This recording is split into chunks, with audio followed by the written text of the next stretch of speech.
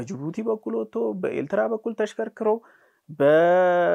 በሌሎች አዋሳኝ ሀገሮች ላይ ነበር ገንዘባችን ሲወጣ የነበረው በጣም በተረጋጋሚ ከመንሰማቸው ዜናዎች ውስጥ አንዱ የኢትዮጵያ የውጭ ምንዛሬ ክምችት አደገኛ ሁኔታ ውስጥ ነው የሚገኘው እንደዚህ አይነት ትርምሶችን እንደዚህ አይነት አዋጆች ናቸው ስርዓት የሚያስይዙት ምክንያቱም ቅድም እንዳነሳነው ትላንትናም እንዳየነው ቅድሚያ የመንግስት ተቀዳሚ ተግባር ህዝብን ደህንነት መጠበቅና መጠበቅ ብቻ ክልሉን በተለይም ደግሞ ከጦርነት በኋላ የነበሩትን ጊዜያት እየመራ ለ2 ዓመት ቀጥሏል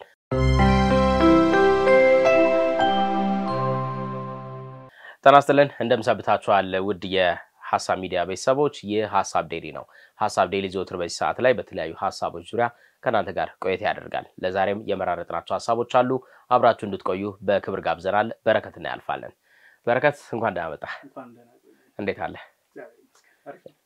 ሁለተኛ ቀን ተገናኝተናል የሐሳብ ጠረጴዛውን አለቀብላ በደንብ ልቀቁኝ አይልምስ ሐሳብ ያጣፈጠ ስለሚሄድ ዴሊ ሲጨመርበት ደግሞ በጣም አሪፍ ዴሊ ሞኑ በጣም አመሰግናለሁ በረከት በድጋሚ ስለተገናኘን ደስ ብሎኛል ሁለት ጉዳዮች ላይ በዋናነት እናነሳለን ዛሬ የመጀመሪያ ጉዳያችን ዛሬ የህዝብ ተወካዮች ምክር ቤት ሐሳብ የሰጠበት ውሳኔ ያሳለፈበት አንድ በጣም መሰረታዊ ጉዳይ አለ ከሱ ጋር ተያይዞ የምናነሳዋለን ከዛ ደግሞ የኢትዮጵያ ብሔራዊ ባንክ በትናንትናው ዕለት ያሳለፈውና ዛሬ ተግባራዊ መደረግ የጀመረ ሌላኛው ጉዳይ አለ እነዚህን ጉዳዮች በዋናነት እናነሳለን በተለይም ደግሞ የዚህ የህዝብ ተወካዮች ምክር ቤት ዛሬ ያሳለፈው ዋነኛ አዋጅ የፌደራል መንግስት አለ የፌደራል መንግስት በክልሎች ጊዜ አስተዳደር ጉዳይ ላይ ጣልቃ የሚገባበትና የማይገባበት ሁኔታ በሚል የተለዩ ነበሩ እስከ ዛሬ ድረስ በተለይም ደግሞ ከ1995 ዓ.ም ጀምሮ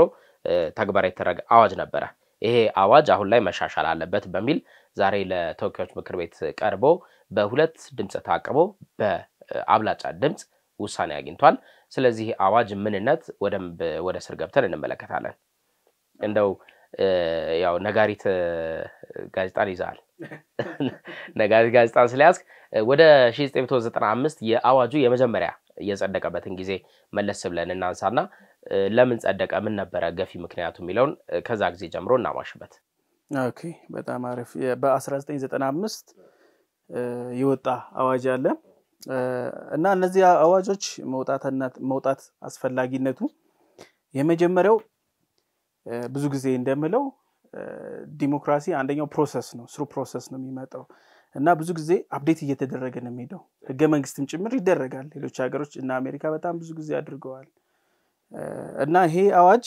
የመውጣቱ አስፈላጊነት ክልሎች በራሳቸው አቅም ማስተዳደር ወይም ደግሞ የሚገጥማቸውን ችግሮች ኮንትሮል ማድረግ የማይችሉበት ሲቹዌሽን ያጋጥማቸዋል ለምሳሌ በትጥቅ የታገዘ በኃይል የመናድ እንቅስቃሴዎች መንግስታዊ ስርዓቱን የማወክ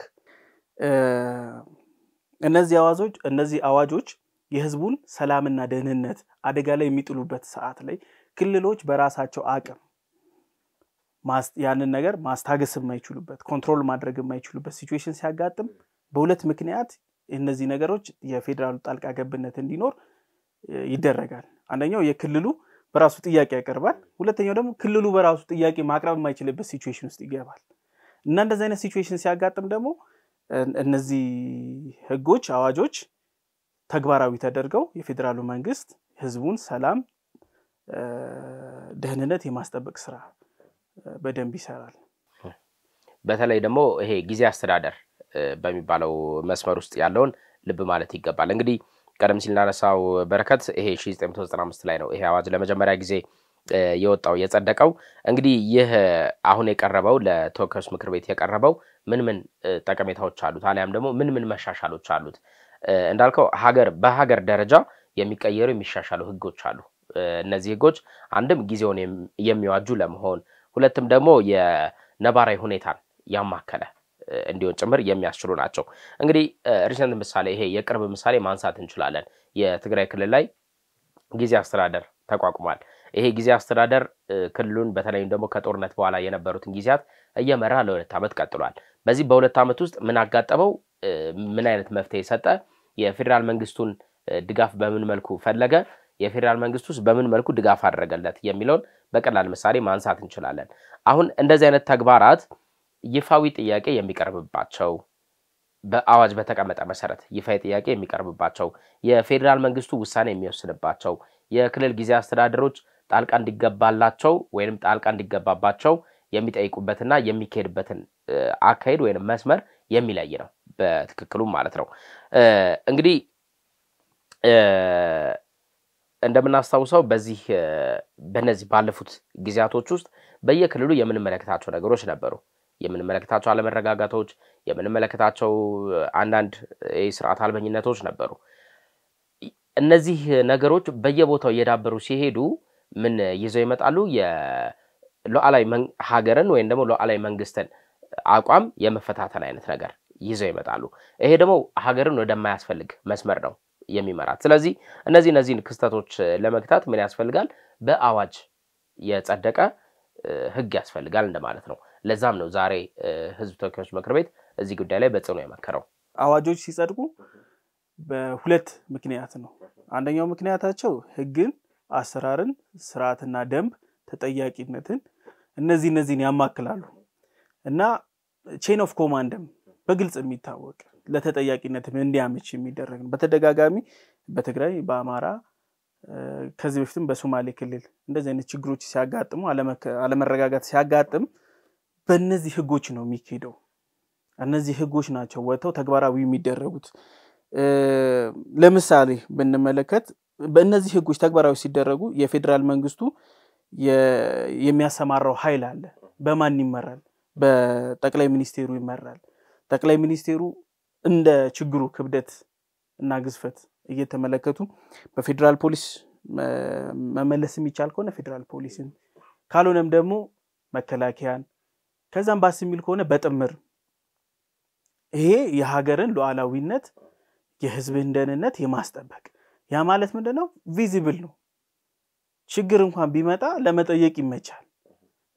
ሁለት ሶስት ሰው አያዘው ወጥ የሆነ ጠቅላይ ሚኒስትር ደግሞ ሲሆን የሁሉም የመስማማት በኢሌክሽን የሚመጣ አካል ስለሆነ ሁሉም የሚስማሙበት ስለሆነ ያ ደግሞ ክሊር የሆነ ቪዥን ያመጣል እና እነዚህ አዋጆች እነዚህ ነገሮች ለማምጣት ይጠቅማሉ። ሁለት በእነዚህ አዋጆች ደግሞ ትልቁ ጥቅም ችግር ቢፈጠር ለምሳሌ የሰብአዊ መብት ጥሰት ቢያጋጥም እነዚህ መብት ጥሰቶች በአንድም በሁለትም መንገድ ሊቀርቡ ይችላሉ። በቃል እንዲደርሶብኛል የሚል ተበዳይ ካለ ያን ደግሞ የሚያረጋግጥ አካል ቡድን ከፌደራሉ ይላካል እና ይላክና እነዛ ነገሮች በሙሉ ተጣርተው መጀመሪያ መንግስት በራሱ እርምጃዎችን ወስዶ ያጋጠመውን ሪዛልት እክሎች በሙሉ በሪፖርት መልክ ያቀርባል ለህዝብ ተወካዮች። ከዛ በኋላ እዚህ ጋር ምን ይደረጋል? ቼክ ኤንድ ባላንስ ይሰራል። መልሶ የሰብአዊ መብት መጣስና ለመጣሱን እንደገና የቡድን አጣሪ መላክ የሚቀርብ ሪፖርት ጥያቄና መልስ ሪፖርቶች ይሄ ሁሉ በዝርዝር እነዚህ አዋጆች ያጠቃልላሉ። እና የዚህ አዋጅ ሞር አስፈላጊነቱ ፓርት ደግሞ ምን ሲቹዌሽን ሲኮን ነው የሚገባው ጣልቃ በረባ አይገባም። ሴሌክቲቭ ነው። ሁለት ደግሞ ለምን ያህል ጊዜ ነው የምትቆየው? ገብተህ መውጫህ መቼ ነው?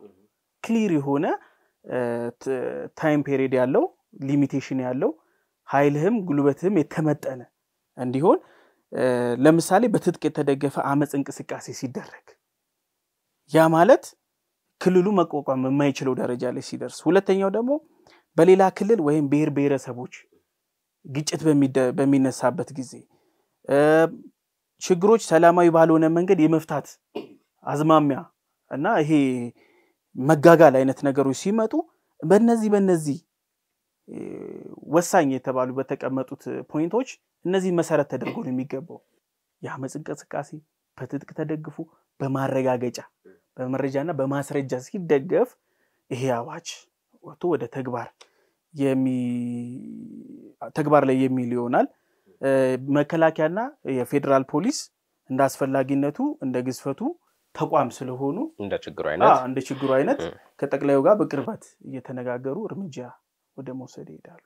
እንግዲህ የአንድ ሀገር የህጎች ሁሉ የበላይ ህገ መንግስት ነው እንደሚታወቀው።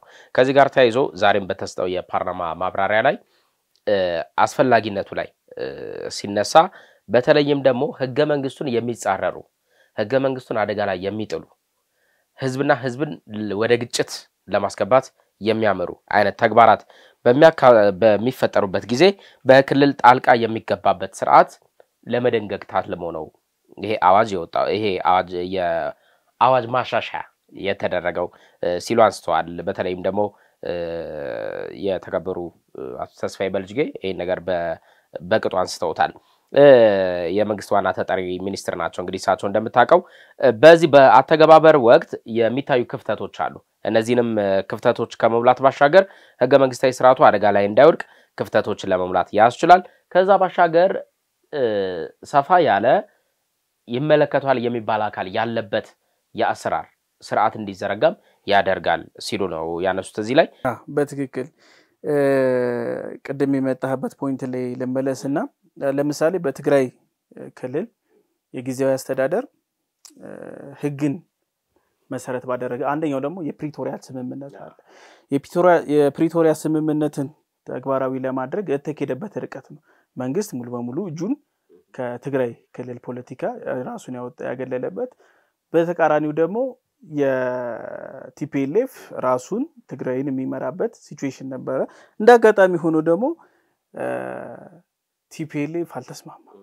እርስ በርስ የደብረጽዮንና የጌታቸው ረዳ ፍጅት ተነስቷል። አሁን አንስፔክተር ነው።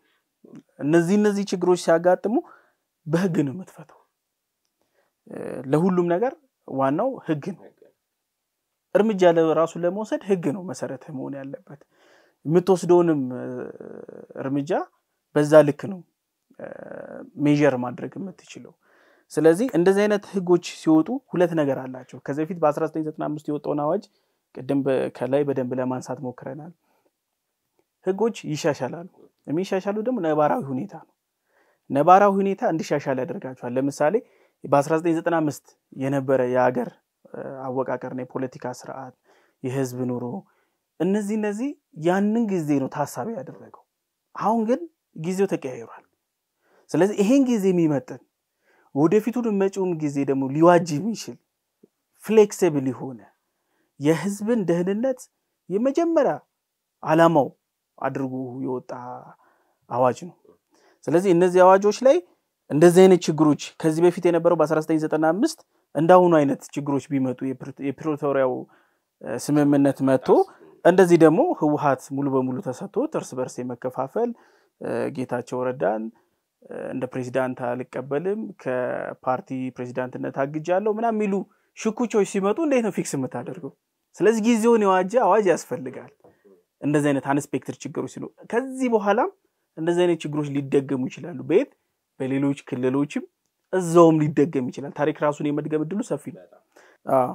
በነገራችን ላይ የተሰጠህ መድረክ በአግባቡ ማትጠቀምበት ከሆነ ያጠቃቀም ማኑዋል ይመጣል። አሁን ይሄንን የ1995ቱንም ያውኑንም ዛሬ የጸደቀውንም የምንመለከተው እንደ ማኑዋል ነው። ስለዚህ በክልሉ ያጋጠመው የነበረው ችግር በክልሉ ጥያቄ በርግጥ ጊዜያዊ አስተዳደሩ መጨረሻ ላይ የነበረበት ሲቹዌሽን በጣም ከባድ ሲቹዌሽን ነበር እንደምታስታውሱ። ምን እንደተፈጠረ ራሱ አንደርስታንድ ለማድረግ የሚቸግር ፕሬዝዳንቱን እውቅና ማንሳት፣ ፕሬዝዳንቱ አዲስ አበባ ላይ መጥቶ መግለጫ መስጠት፣ እንደዚህ አይነት ትርምሶችን እንደዚህ አይነት አዋጆች ናቸው ስርዓት የሚያስይዙት። ምክንያቱም ቅድም እንዳነሳነው ትላንትናም እንዳየነው ቅድሚያ የመንግስት ተቀዳሚ ተግባር ህዝብን ደህንነት መጠበቅና መጠበቅ ብቻ። ከዛ በኋላ ልማት፣ ከዛ በኋላ እድገት፣ ከዛ በኋላ ያለ ፖሊሲ ምናምን ያለ ሁሉ ነገር ይቀጥላል። መጀመሪያ ግን ስራው ደህንነት ነው። ህዝብን ያስቀደመው። ስለዚህ ህዝብን ታርጌት ያደረገ የህዝብን ሰላም ታርጌት ያደረገ አዋጅ ነው። እንደዛ ነው መለከተው። መልካም ይሄን ጉዳይ እንቋጨው። ወደ ሁለተኛው ምዕራፋችን እንሸጋገራለን። ወደ ተመልካቾቻችን በሐሳብ ሚዲያ ሐሳብ ዴይሊ ነው እየተከታተላችሁ የምትገኙት። በረከትና ያልፋለን።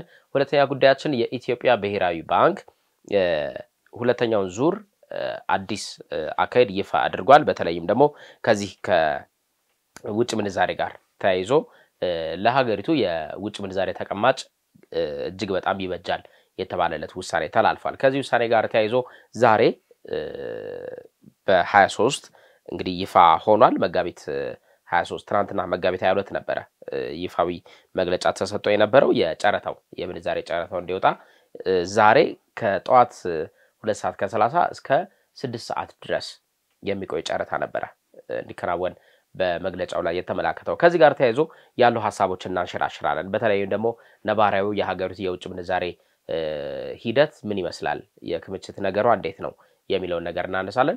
ከውጭ ምንዛሬ ጋር ተያይዞም ተደጋጋሚ የሚነሱ ጥያቄዎች አሉ። እኛ እሱ ላይም የራሳችንን አተያይ እናስቀምጥበታለን። ካፍታ በኋላ ተመልሰን እንመጣለን።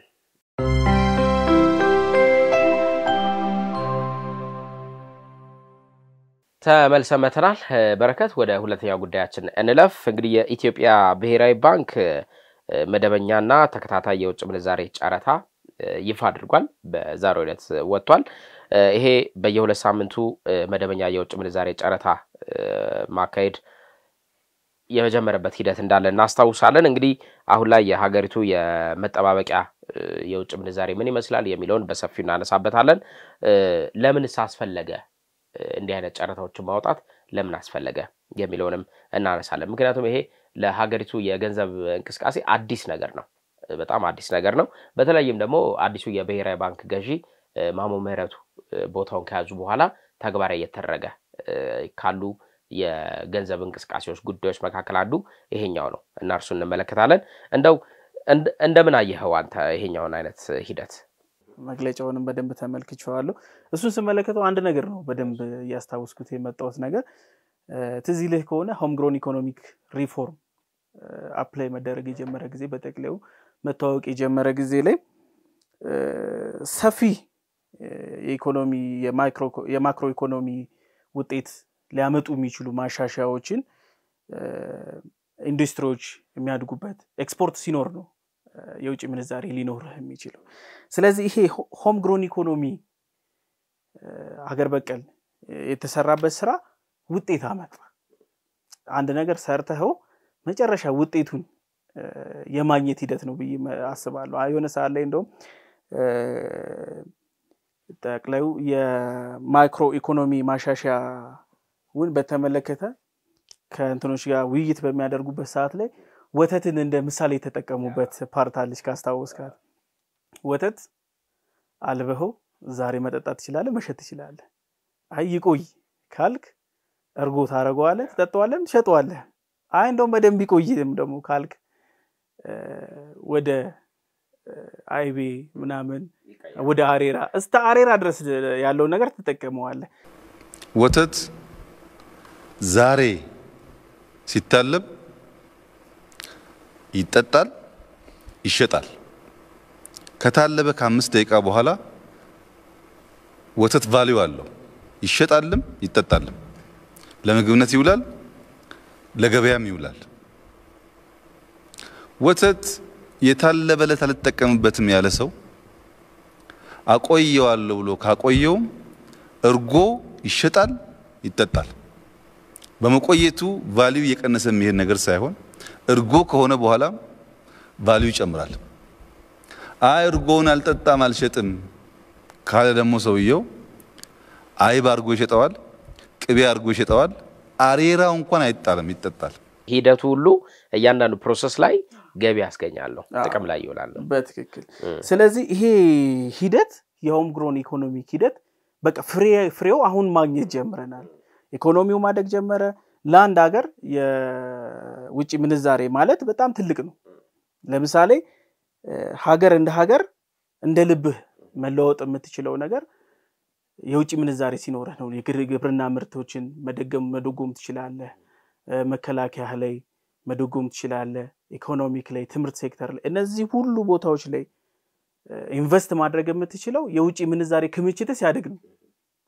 ተዚህ ካለ 2010 ላይ ጠቅላዩ በመጡበት ወደ ስልጣን በመጡበት ጊዜ ላይ በተደጋጋሚ ሰማይ ነበረው ያለን የውጭ ምንዛሬ ክምችት ለአንድ ሳምንት የሚያቆይ ነው። በጣም እንደውም የሆነ ሳለ የውለቀን የሚል ነገር ሁላ ሰምቻለሁ። በጣም አስደንጋጭ ነበር። የት ገብቶ ነው የሚያስበል? ያ ማለት ዝም ብለህ ስተረጉመው እንደ የሳምንት ነው ማለት። ለምሳሌ ታማሚዎች መድኃኒት የሚመጣላቸው በውጭ ምንዛሬ ተገዝቶ ነው። ምን ልታረጋቸው ነው? ክራይሲሱን አስበዋል? በጣም ያስገርመው እኮ ደግሞ በቂ ሜዳው ላይ ደግሞ በጣም ከባድ የውጭ ገንዘብ እንቅስቃሴ እንመለከት ነበር በወቅቱ አንጻራዊ ገበያው የብላክ ማርኬቱ በጣም በአንጻራዊ ከባንኮች በተሻለ ሁኔታ የፈረጠመበት ለመፈርጠሙም ደግሞ በዛ ሰዓት ላይ የነበሩ ሰዎች ከመንግስት ጋር ንክኪ የነበራቸው ሰዎች ነበሩ ይሄ ደግሞ ብላክ ማርኬቱ ደግሞ በጣም ፓወርፉል ነበር ትዝ ካለ ወደ ስቴዲየም አካባቢ ላይ ስትሄድ አልተጠየቅም እንዴ ምን ነው የሚያስጠይቀው ላለኝ እኮ ነው ይወለ በጣም የተለመደ ነው እንደዚህ አይነት ነገር አምባሳደር አካባቢ የሆነ ወቅት ላይ ከጓደኞች ጋር እዛ አካባቢና ዘወትር ነበርና ከዚህ የጋንዲን መስመር ይዘህ በኢትዮጵያ ሆቴል እስከ ብሔራዊ ባንክ ድረስ ከዛ እስከ ኢቲቪ ድረስ በዛ በላይ በኩል በዚህ በኩል እስከ ፖስታ ቤት ድረስ ስትሄድ በቃ ተረጋጋሚ የምታየው ነገር ነው ይሄ በጣም ተረጋጋሚ እና ምን ይገርመኛል መሰለ የፌደራል ፖሊስ የአዲስ አበባ ፖሊስ በቃ እነዚህን እንትኖች የቲዩ ገበያ የብላክ ማርኬት የሚሰሩ ሰዎች በቁጥጥር ስር ዋለን ሱቃቸውን ዘጋን የሚሉ ነገር የሚል ዜና በተረጋጋሚ እናያለን እኔም ሪፖርተር ሆኜ በተረጋጋሚ እንደዚህ አይነት ዜናዎችን ሰርተናል ግን በማግስቱ ደግሞ እናያቸዋለን አንድም አሁን ጠቅላይ ሚኒስትሩም በየጊዜው ስለዚህ ስለ ግሽበት በሚያወሩበት ጊዜ በተለይ እንደሞ ስለ ውጭ ምንዛሬ በሚያወሩበት ጊዜ አሁን የጠቀስከው የሁለት ቀን ነው ተቀማጫችን የሚለው ነገር እስኪያስደነግጥ እንግዲህ ይሄ ጉዳይ እኮ በረከት አሁን ያልከው ይሄ መድኃኒት የሚያስፈልገውን ሰው ጭምር ሊያስደነግጥ የሚገባው ጉዳይ ነው በጣም እንትን ሆነን ይሄ ኮንሲየስ ሆነን ልንሰማው የሚገባ ጉዳይ ነበር እኔ እዛ ጊዜ እንደው በጣም ገርሞኛል እንትኖቹ ናቸው ይሄ ኢኮኖሚ ትንሽ የጠለቃቸው ስለ ገንዘብ ጉዳይ ትንሽ ዕውቀቱ ነገር ያላቸው ናቸው እንደ ይሄ ነገር ብለው አስተያየት መስጠት የጀመሩት እንጂ መደበኛው ሰው ላይ የነበረው አስተያየት ኖርማል ነበር በጣም ኖርማል ነበር ይሄ ግን የሚያስኬድ አይደለም ምክንያቱም ይሄ መደበኛ ያልሆነ የውጭ ምንዛሬ እንቅስቃሴ ወደ ብሔራዊ ባንክ ገቢ መደረግ የማይችል የውጭ ገንዘብ እንቅስቃሴ ሙሉ ለሙሉ ወደ ህገወጥነት ጭምር ነው በቃ እንደውም ነው ህገወጥ ነው ግን ይባስ ያደርጋል የህገወጥነቱ መንገድ ይባስ ያደርጋል እየተመለከተንም የነበር ነው እንደዛ አይነት ነበር የብላክ ማርኬቱ በጣም ብዙ ተዋናዮች ነበሩት ለምሳሌ ብንመለከት ህገወጥ የገንዘብ ዝውውር የሚሰሩ ሰዎች ነበሩ በጣም በደንብ አድርገው ድራይቭ የሚያደርጉት ጉልበታል ምናልባትም ከመንግስትም ሊለካካ የሚችል አቅም ያላቸው በሁለተኛነት ደግሞ የመኒ ላውንደሪ ስራ ይሰራበት ነበር በዛ ሰዓት ላይ ነበር በስልጣን ላይ የነበሩ ሰዎች አብሶ ከስልጣን የወረዱ ሰዎች በደንብ የሰሩት ይሄንን ነው መኒ ላውንደሪ ምክንያቱም በአግባቡ ያላመጣውን ገንዘብ ማድረግ የምችለው በእንደዚህ አይነት መንገዶች ነው ብላክ ማርኬት ላይ ገብተህ ነው በደንብ አድርገህ ታዘዋውረዋለህ አድሬሱን ታጠፈዋለህ ስለዚህ በጊዜው ከስልጣን የወረዱ ሰዎች የሄደን ነገር እንደ ጥሩ አጋጣሚ ለዛ ነው ትዝ ካለህ በዛ ሆም ግሮን ኢኮኖሚ አይዲያው ሊወጣ የነበረ አካባቢ ላይ ትዝ ካለህ በጣም ተስፋፍቶ ነበር ነጋዴዎች ሁላ ከባንኮቹ እነዚህ ቦታዎች ላይ ነበር ትኩረት ሲያደርጉ የነበሩ የሀገሪቷን የምንዛሬ ተመን እስተማውጣት የደረሱበት ጊዜ ነበር እስተማውጣት ምን ተባለ ዛሬ ስንት ተባለ ብሔራዊ ባንክ በስልጣን ባዋጅ የተሰጠው የገንዘብ ማስተዳደር ፖሊሲ የባንኮችን ማስተዳደር የግልና የመንግስት ባንኮችን ማስተዳደር የብሔራዊ ምንዛሬ ክምችትን እነዚህ የመንግስት ባንክ ሆኖ እንደማገልገል እነዚህ ስራዎች ተሰጥተው ሳለ ስራውን ግን ሲሰሩ የነበሩት ትዩ ገበያ ላይ የነበሩት የብላክ ማርኬቱ ነበር ተገላባጭ ሆነ ማርኬቱን የሚመራው ማርኬቱን መምራት የነበረበት ባንኩ ነበር የህግ ያለው ስርዓት ያለው ሲስተም ነበር መምራት የነበረበት አሁን ደግሞ ይሄ ሲስተም የሌለው ስርዓት የሌለው ኢሌጋሉ መምራት ጀመረ እዚህ ላይ በደንብ ልንመለከተው የሚገባው የሀገርን ሀብት ማሸሽ ነው እየተሰራ የነበረው ሀገር ቡና ተሸጦ የግብርና ውጤት ዘት በቃ ስንት ብዙ መከራ ታይቶበት ኤክስፖርት ተደርጎ የሚመጣው ለዛውም በጣም የተዳከመ ኤክስፖርት ሰንሰለት ነበር ካስታወስ በዛ ሂደት ውስጥ የመጣውቹንም ዶላር ከሀገር ማሸሽ እኛ ኤክስፖርት ባደረግነው በጅቡቲ በኩል ወጥቶ በኤልትራ በኩል ተሽከርክሮ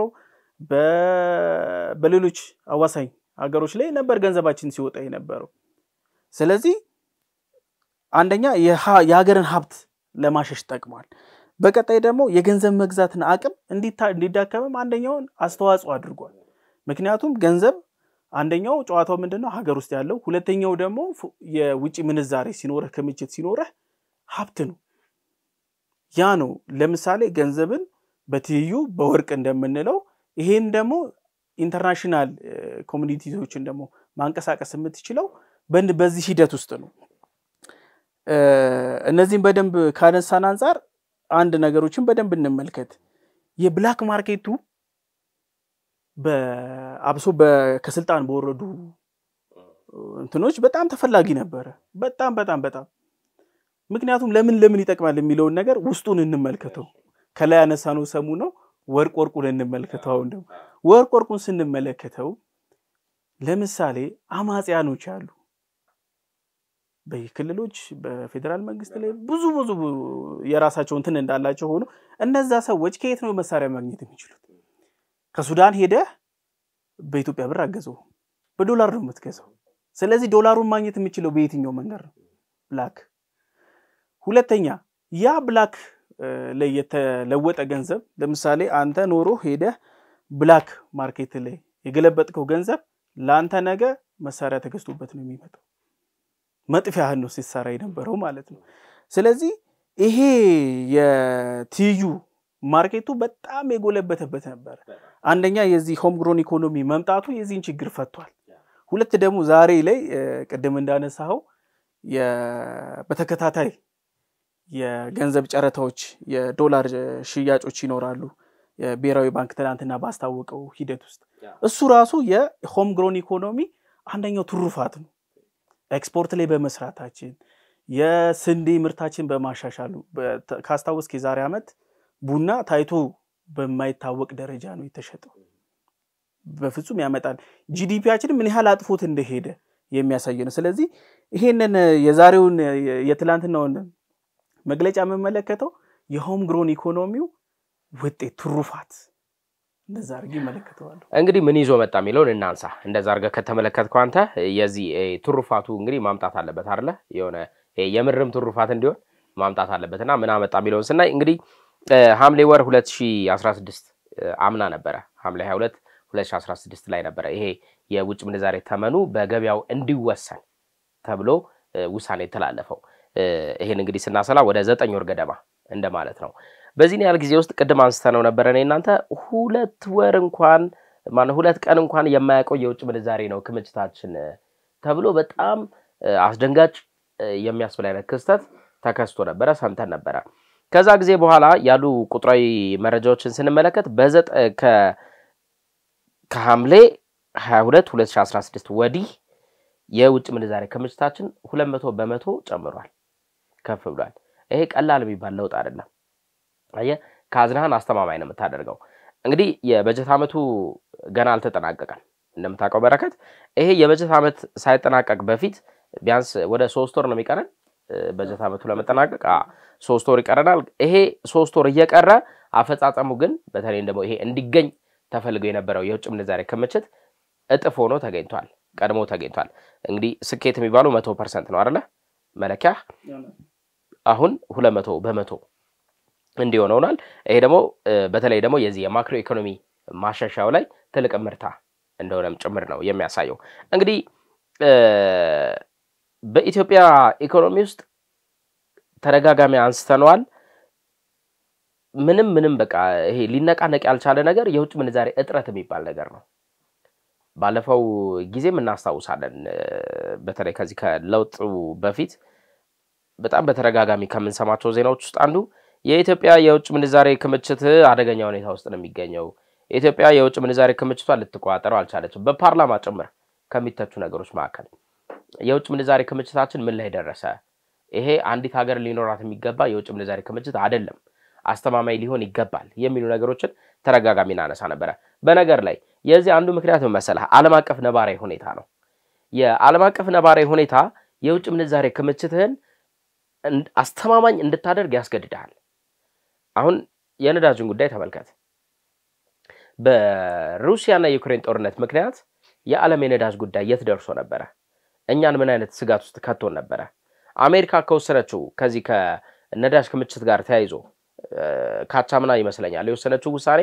እኛን ምን ያህል አስደንግጦን ነበር የየሀገራት በተለይ ደግሞ እንደዚህ ላንተ የሚያቀርቡልህ ሀገራት የነዳጅን ብቻ በዋናነት ብናነሳ ከፍተኛ ወጪ የሚጠይቀው እሱ ስለሆነ እሱን ብቻ ብናነሳ እያንዳንዱን ሀገር የሚያሳስበው ጉዳይ ነው እንደ አይነት ክስተቶች በሚከሰቱበት ጊዜ ሃንድል ማድረግ ይሄ መቋቋም የምትችለው ባለህ ክምችት አንፃር ነው መግዛት የመቻል አቅም ሊኖር ይገባል ያንን መቼም እንግዲህ በብር ሽጡልኝ አትልም አይደለ ልክ ሌላው ነገር እንደዚሁ በብር እንገበያይ እንደማትለው ሁሉ ይሄኛው ነዳጁንም በብር ሽጡልኝ ወይንም በብር እንገበያይ አትልም በቃ የነሱ የመገባበያ በሚፈቅደው ነው የምታደርገው ሶ እንደዚህ አይነት ቻሌንጆችን ለመቋቋም የውጭ ምንዛሬ ክምችት ወሳኝነት አለው ኢትዮጵያ ውስጥ ግን ፍጹም የህልም ራት ሆኖ የቀረ ነገር ይሄ ነው በቃ የውጭ ምንዛሬ ክምችት በጣም ከባድ አደገኛ ሁኔታ ውስጥ የገባ ነገር ነበር እንግዲህ ባለፉት ጊዜያት ውስጥ እንዳልነው ከሐምሌ 22 2016 በኋላ ያሉትን ቀናት ስንቆጥር 9 ወር ነው የሚሆነው በ9 ወራት ውስጥ 200% የውጭ ምንዛሬ ክምችት ተገኝቷል ወደ ብላክ ማርኬቱ እንምጣ በቂ ብላክ ማርኬቱ ቀደም ሲል ካልነው ጋር በመሳሌነት ስናነጻጽረው አሁን ትንሽ ተገዳዳሪነቱ ወደ እንትን እየሄደ ነው ወደ ዋናው ስርዓት ወዳሉት ባንኮች እየሄደ ነው የት ነበረ ገንዘቡ መጀመሪያስ ዶላሩ ይሄ የውጭ ምንዛሬው የት ነበረ ብለህ እንድትጠይቅ ያደርጋል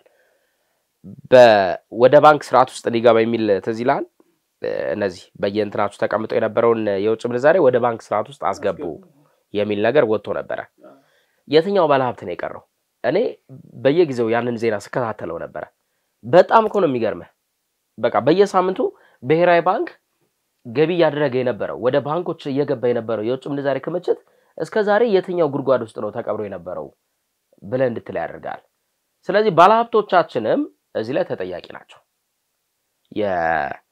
የውጭ ምንዛሬያቸውን በየቤታቸው ነው ሲያስቀምጡ የነበረው እንጂ ወደ ባንክ ሲስተም አንጥተውት ህዝብም ባንክም እንዲጠቀምበት አላደረገም ወደ ባንክ ሲስተም የመምጣቱ ዋነኛ ትርጉም እኮ ለባንኩ ብቻ አይደለም ለህዝቡ ነው እኮ እናንተ ሄደን መነዝራለን አይደለ ስንመነዝር ባንኩ ከየት አንጥቶ ነው የሚሰጠን ከየትም አንጥቶ አይሰጠንም አያመርትም ዛአትም እሱ የተቀመጠለትን ነው የሚያወጣው አየ ችግሩ የት ጋር እንዳለ የዛ ጊዜ ለይተናል እኔ በዚህ አጋጣሚ ማሞ መረቱን በደንብ በቃ ይሄ ሲስተሙ ገብቷቸዋል በየላቸዋለሁ ምክንያቱም ባንዴ ነው ወደ ስርዓት ውስጥ ያመጡት ይሄን ሁሉ ነገር ጥቅልል አድርገው ነው ወደ ስርዓት ውስጥ ያመጡትና ይሄ በተለይ የውጭ ምንዛሬ ክምችትን አሁን 200% ብለናልን እንጂ ገና ይቀራል እንደኔ ሂሳቤ ገና ይቀራል ከዚህም በላይ ከፍ እንደሚል ተስፋ እናደርጋለን እዚህ ላይ መለስ ብለን እንመልከትና እንደማጠቃለያም እንዲሆነን የውጭ ምንዛሬ እጥረት በነገራችን እኛ ሀገር ያሉትን አብዛኞቹን በብሔር በቡድን በብዙ ነገር የሚሰየሙትን ባንኮች የፈለፈላቸው የውጭ ምንዛሬ እጥረት ካስታወስክ ባለሀብቶች እቃ ለማስመጣት ብሔራዊ ባንክ ወይም ባንኮች ላይ የመጠየቅ ሂደት ሲኖራቸው የኤልሲ ምናምን የሚሉ ፕሮሰሶች ሲጀምሩ ይከለከላሉ ሪዝነብል የሆነ ተጨባጭ ነገር አምጥተው ይከለከላሉ የዛ ጊዜ የነበረው የፖለቲካ ስርዓት በመተዋወቅ በዝምድና በሀገር ሰው ምናምን በሚል ነው ዶላሩ ልታገኝ የምትችለው ስለዚህ ያንን ደግሞ እነሱ ለማስቀረት ምን አሉ የግላቸውን ባንክ ወደ ማቋቋም ዛሬ ላይ እንደዚህ ቁጥር ለቁጥር ለመቁጠር ራሱ የታከተን ባንክ የመጣው በዛ ምክንያት ነው የስርዓት ድክመት ያመጣው ነው ዛሬ ላይ ይሄ ነገር በመፈታቱ በጣም በየ2 ሳምንቱ ዶላር እኛ ሀገር ታቃል መያዝ ራሱ በጣም ችግር ውስጥ ይከታል ኪስ ላይ ከተገኘ ማለት ነው ዛሬ ለተራ ሸቀጥ እየተሸጠ ያለበት ሁኔታ አለ እነዚህ ባንኮችስ ከዚህ በፊት የበፊቱ ስርዓት የወለደው ስህተት እነዚህ ባንኮች እንደ ጉድ እንዲፈለፈሉ አድርጓቸዋል ዛሬ እነዚህ ባንኮች በሙሉ ወደ አንድ መጣመር መርጄ መሆን ስርዓት ይመጣል የበፊቱ ስርዓት ያበላሸውን ባሁኑ ደግሞ ምን እየሆነ ይመጣል ወደ አንድ የመሰብሰብ ምክንያቱም ድሮ ለምንድን ነው እነዚህ ባንኮች የተቋቋሙት ስትል ሲምፕል ነው ዶላር ፍለጋ የራሳቸውን ባንክ ሲስተም ማኔጅ ለማድረግ ስለተፈለገ አሁንስ ተራ ሸቀጥ ሆኗል። ዶላር ሌላ ነገር አይደለም፣ በቃ ገንዘብ ነው እንትን አይደለም። ሶ የዚህ የሆም ግሮን ኢኮኖሚያችንን መከተል ሁለተኛው ደግሞ ቅርብ ጊዜ ላይ የተደረገው የኢኮኖሚ ማክሮ ኢኮኖሚ ማሻሻያ እነዚህ ለውጦች ምን አምጥተዋል? ይሄንን ከመቶ ቅድም ባነሳው ልክ ከመቶ ያለፈ ወደ 200 መለኪያ ስንት ነው 99 ወይም 100 ነው የሚለው። ስለዚህ ከዛ ያለፍን የመጣ ነው። በርግጥ የኤክስፖርት መጠናችን በጣም ያደገ ነው። ስለዚህ የዛም አንደኛ እንትን ቢኖረው ኢንፑት ቢኖረው እነዚህ የተደረጉ ተደጋጋሚ የተካሄዱበት የአንጻራዊ ገበያውን የብላክ ማርኬቱን ኦልሞስት ሽባ ነው። ለምን ሆነ ስትል በማሰር ስርዓት ደንብ በማድረግ በተከታታይ በጥምር በተደረገ ማጣራት አንደኛ የማረጋጋት ስራ ተሰራ። ሁለተኛ መንግስት እንደ ልብ ዶላርን ወደ ሲስተሙ ማምጣት ቻለ፣ መስጠት ተቻለ። ስለዚህ አሁን ይሄ በኢትዮጵያ ታሪክ ውስጥ ትልቅ ታሪክ ነው። እንደዚህ አይነት ክምችት ማይተናናቅም። ክምችት ደግሞ አለህ ማለት ከዚህ በፊት አቺን ነገር ሳላነሳት አለለፍ ብዬ ነው። ባንኮች ግለሰቦች የግል ባንክ ነበራቸው ካስታወስ ቤታቸው ትልቅ ካዝና አለ፣ ዶላር ይሸጣል ምን ይላል። እንደዚህ አይነት ግለሰቦች በራሳቸው የግላቸውን ባንክ ቤታቸው ውስጥ ይሰሩ ምን ያክል ኢኮኖሚውን እንደሚበጠብጠው ኢንፍሌሽንን እንዴት እንደሚያባብሰው ነው መመልከት የምንችለው። ነዳጅ ቅድም የሚያነሳው ነገሮች ያስኳቸዋሉ። የዓለም አቀፉ ለምሳሌ ፔትሮ ዶላር ነው የዶላርን ከፍታ ያመጣው። ስለዚህ እንዳልከው ትልቁ ወጫችን የኢትዮጵያ ምናልባትም ከአንድ 3-4 አመት በፊት ገበያችን ወጫችን እኩል ነበር። ብዙ ወጪ አድርገን ብዙ ኤክስፖርት አድርገን በአንድ በነዳጅ ይጠቃለል ነበር። ሶ የነዳጅ ቶሎ የተደረጉ የህግ ማሻሻያዎች አሉ። ለምሳሌ ነዳጅ ላይ አማራጭ ለምሳሌ ያረጁ መኪኖች ከገበያው ማስወጣት። ምክንያቱም ነዳጅ ኮንሰምፕሽናቸው ትልቅ ነው።